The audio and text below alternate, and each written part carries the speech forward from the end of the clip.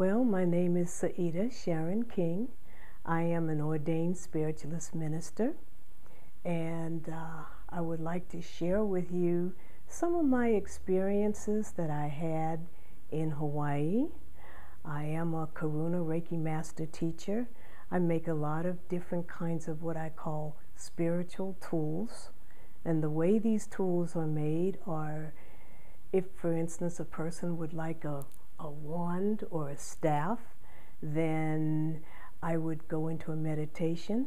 I would pray and call on your angel or guide and ask them, how shall I make this for this person or for you?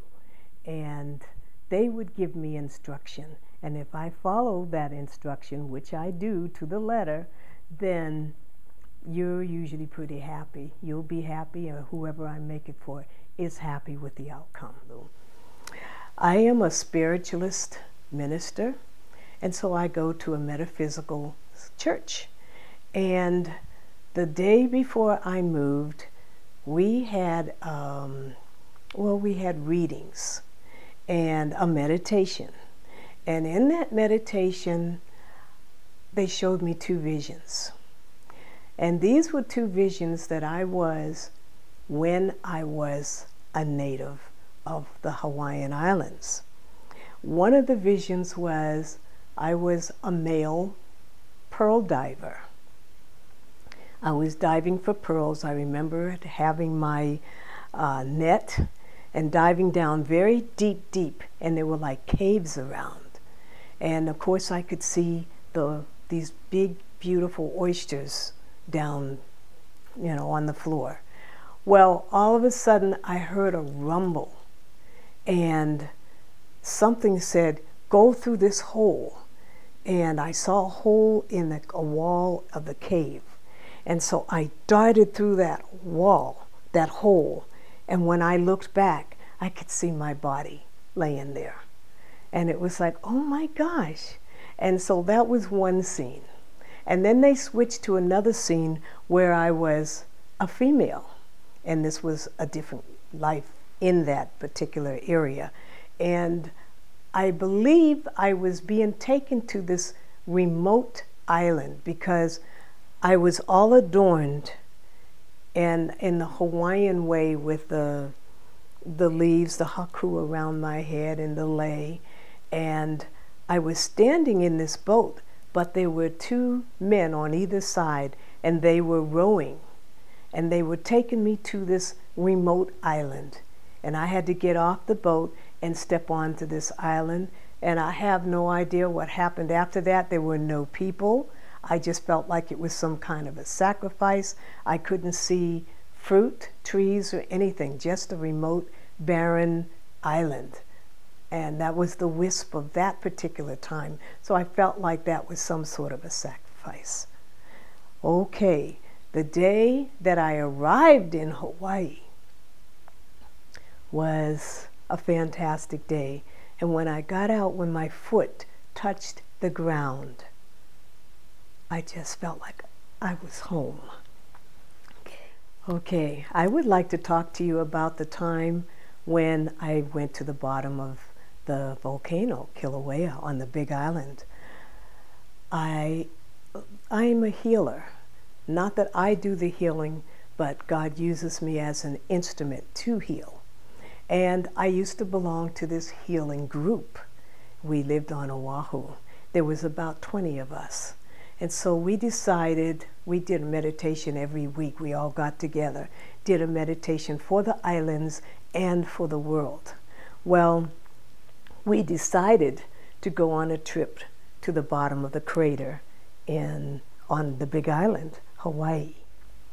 There were about 20 of us, and we decided to catch a flight to the Big Island, which is also called Hawaii. Well, we had two kahunas with us, and we met up with two kahunas there in Hawaii. I think we were in Hilo. And so we went to where the crater is, and we had to go down these steep mountains going down into the crater.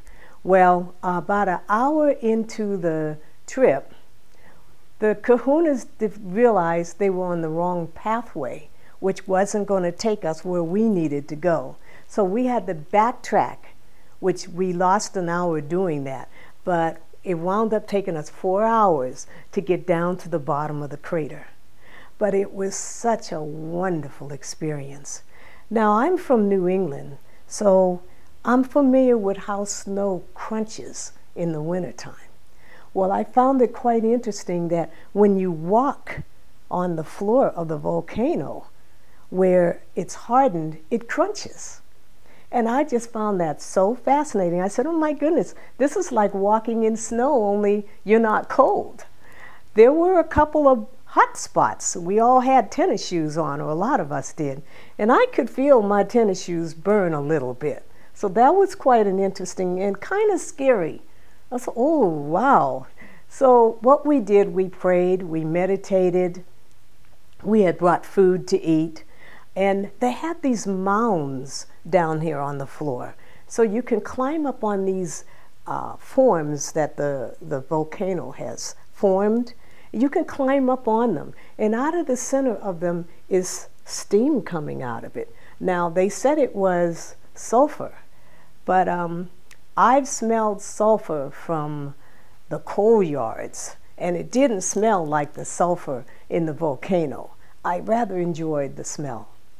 And so we had a quiet time, what they call the quiet time, where she just said, the kahuna said, okay, everybody spread out, do your thing, we'll take a break. And so this is what we wound up doing. Well, I found this mound, and I wanted to get up on the top of that mound. And so I climbed up on it. I had my staff with me. I always carry a staff with me when I go to places like this. Climbed up on that mound, and I felt like a queen. I looked all over for as far as I could see, and it was just a fantastic sight. I could smell this fumes coming up out of this mound, and it just felt, it smelled good, it smelled fresh and clean. It didn't smell like the sulfur that I was familiar with. And so I meditated. I went into a meditation and closed my eyes, and I guess we were probably there for maybe a half hour, 45 minutes, when the kahunas called us to come on. It's time now to start doing healings. And so I came down off of my little perch, and we all got together, and there was one lady who had been sick who came with us. She was going through a lot of changes, physically, emotionally, and spiritually.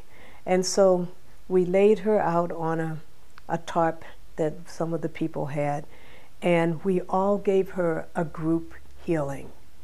And it was so fantastic. And then the kahunas, when we got through giving her the healing, then some of the kahunas started giving readings or prophecies out. And it was just a wonderful time.